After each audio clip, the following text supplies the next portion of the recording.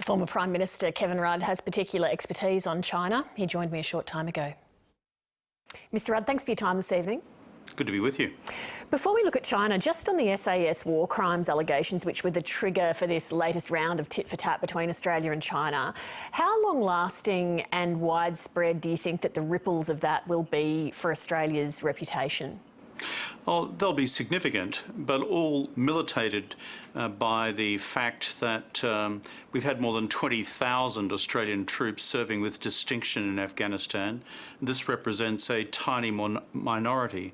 And furthermore, it says something about the Australian society and our free media and our investigative media that this was able to be exposed in a country like Australia. So the world will be concerned, but they'll see that we're dealing with these issues, unlike many countries who just sweep these matters under the carpet. On the Chinese tweet alluding to those alleged war crimes, what do you think China was trying to do there? Well, it strikes me as one of the more blatant examples of what is now referred to routinely as wolf warrior diplomacy. And that's where you've got this new breed of young diplomats in the making in Beijing, or non-diplomats as I call them, who want to hairy chest their way into early promotion by the Chinese Communist Party.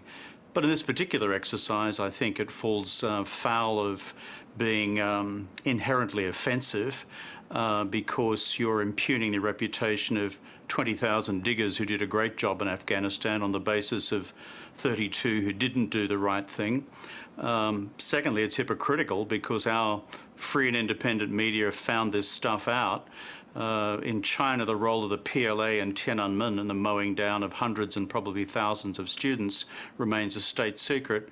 But more importantly, on top of those two factors, it's counterproductive because not only do you unite all Australians against this most recent assault by the Chinese propaganda apparatus, China runs a real risk of causing allies and the United States to side with Australia in a broader act of solidarity in responding to China's muscling up on issues like this.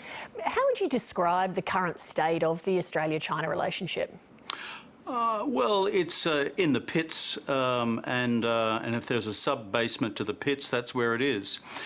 Certainly as someone who's been active in US-China relations and Australia-China relations for all of my adult life, really, since I was at university way back when, this is the lowest it's ever reached. But, you know, to be fair to Prime Minister Morrison, who is in the hot seat right now, dealing with the structural dynamics of the Australia-China relationship has always been hard. It's becoming progressively harder as China's power in the overall balance of power with the United States economically and militarily changes in China's favour, causing China to become more assertive about its policy interests around the world, and therefore to flex its muscle in dealing with allies of the United States. We're not the first cab off the rank here. Other allies like Norway, Japan, the Philippines, Canada have been through a similar experience. But this one is probably the granddaddy of them all, given the breadth of the assault on Australia's trade interests, because China is politically unhappy with the tone and content of Australia's foreign policy posture. You say it's getting to be a progressively harder relationship to manage. Why do you think things have disintegrated to this degree? Well, I think if you try to stand back from it all and just lift ourselves above outrage politics for the moment and try to analyse what's actually going on here, the Chinese are pushing hard because they've got more power. And they're doing that with countries around the world. I think that's the first thing. The second is the Chinese in their own domestic system have this long-standing traditional axiom, which in Chinese is kill one to warn 100. And they've sought to do this with other allies before, unsuccessfully in my view, but they still keep doing it. But then there's a third element in all this as well, which is not just the structure of dealing with this rising giant, which is also an authoritarian state. It's an Australian government too, under the Conservatives, which I think continues to mix the substance of our real policy disagreements with Beijing with also questions of style and a predisposition on the part of Conservative government ministers, including the Prime Minister from time to time, to take out the megaphone when it's perhaps not objectively necessary to do so. And for fear of being characterised by the Murdoch media, therefore, as being some sort of appeaser of Beijing, that's not my argument at all.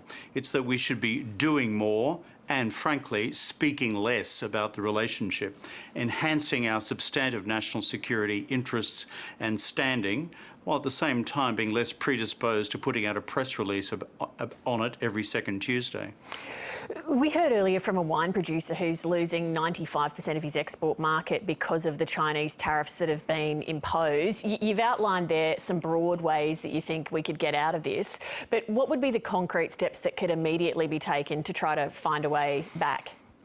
Look, I think in terms of finding a way through this, which is where most rationally minded Australians want to go, there's three or four things probably which need to be done. Number one is there has to be a restabilisation of the Australia-China relationship, but the bottom line is that will not occur in the absence of a restabilisation of the US-China relationship. Now, under President-elect Biden, that's possible.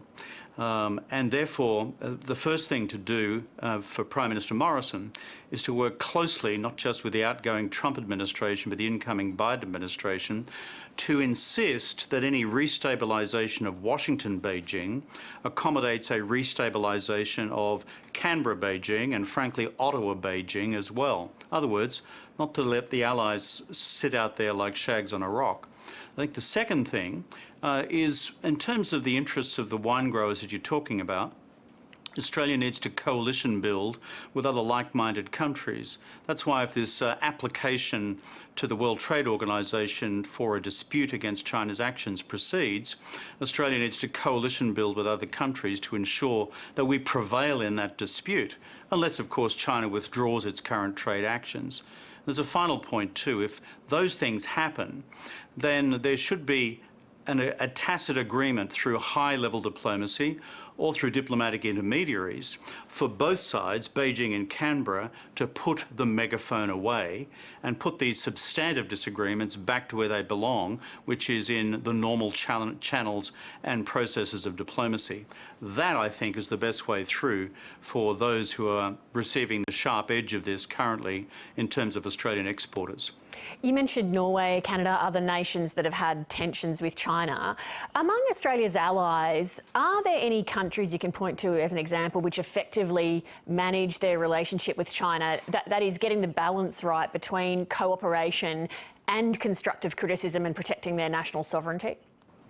I think Prime Minister Morrison will be well advised to look closely at Japan, particularly over the last 3 years or so.